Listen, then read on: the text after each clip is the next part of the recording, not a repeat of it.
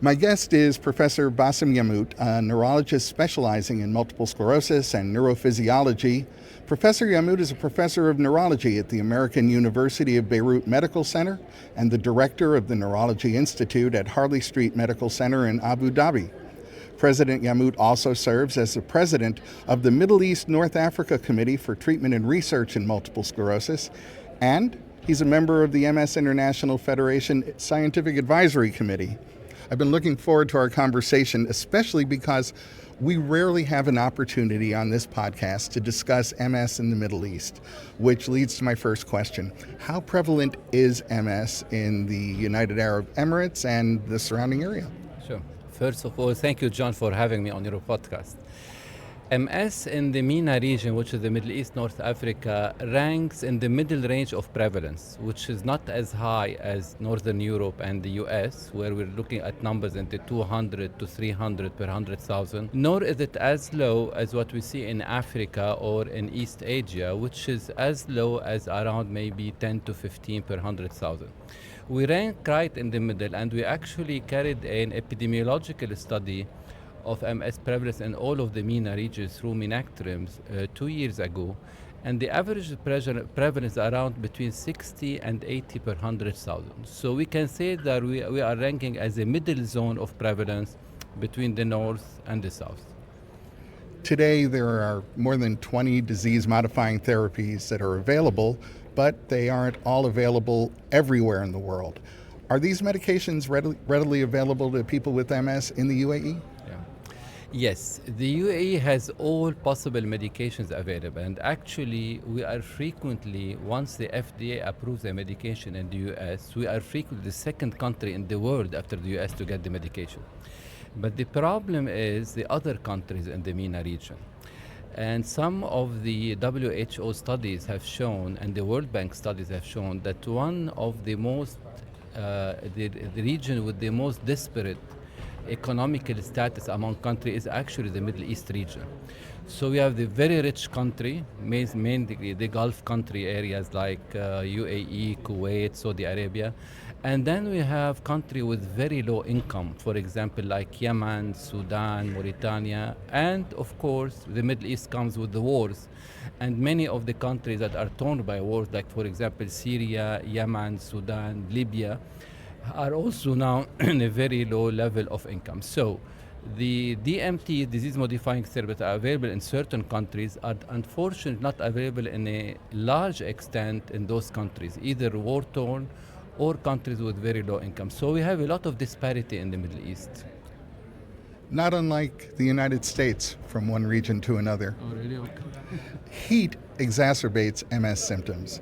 And for almost half the year, the outdoor temperatures in your country can get pretty warm. How do people with MS in the UAE handle heat? And are there other challenges to managing MS in a desert climate? Yes. So as you said, what we call the UTOF phenomenon is the worsening of MS symptom by heat, because heat will slow the conduction along the nerve that are already affected. So what happens if the patients go into a very hot climate, like for example in the UAE sometimes we reach 40 degrees Celsius, then the symptoms will worsen.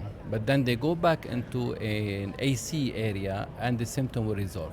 So this is how we deal with it. In our desert climate and the very high temperature during the summer especially, patients have spent most of their time in confined area that air conditioned, either in restaurants, mall, movies.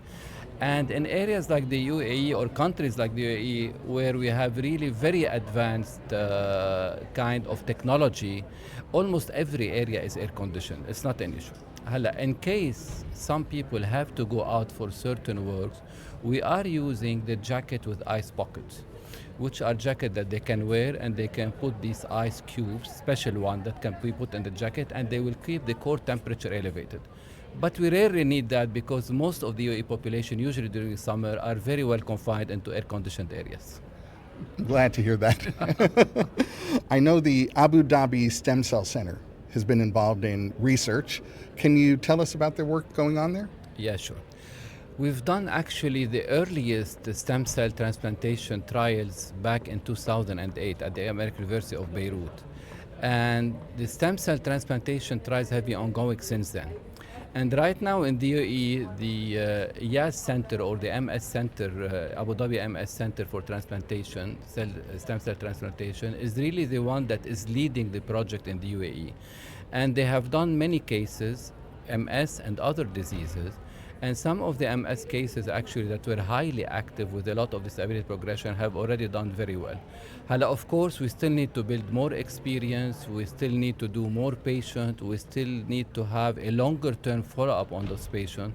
But so far the results are good efficacy-wise and they are also good safety-wise. We haven't had any major safety issue. One of the reasons I was looking forward to our conversation is that just a few short years ago, the National MS Society in the UAE was launched. I'm curious, what motivated the founding of the MS Society in your country? Actually, like in any other country in the Middle East, we have a lot of MS patients. We are really probably around 1,600 to 2,000 MS patients in the UAE. So with the continuous rising prevalence of MS in all of the Middle East, and we've done many epidemiological studies showing that it's increasing from decade to decade, there has been a significant need for an MS society to take care of the patients. On one hand, to support them psychologically, socially. On the other hand, to be able to provide enough disease modifying for them, especially the expats that are working in the UAE and do not have always good insurances. And on the third level is really to start research, because we're really lacking a lot of research in the Middle East. Research that will tell us about the type of MS that we have. Is it the same as the Western MS? Does it respond the same way to disease-modifying therapies?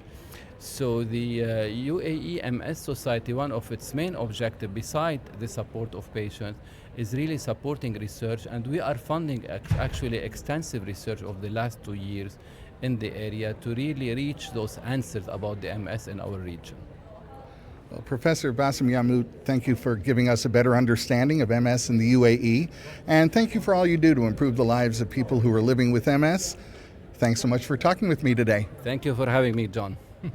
This conversation has been made possible through a generous grant from Sanofi.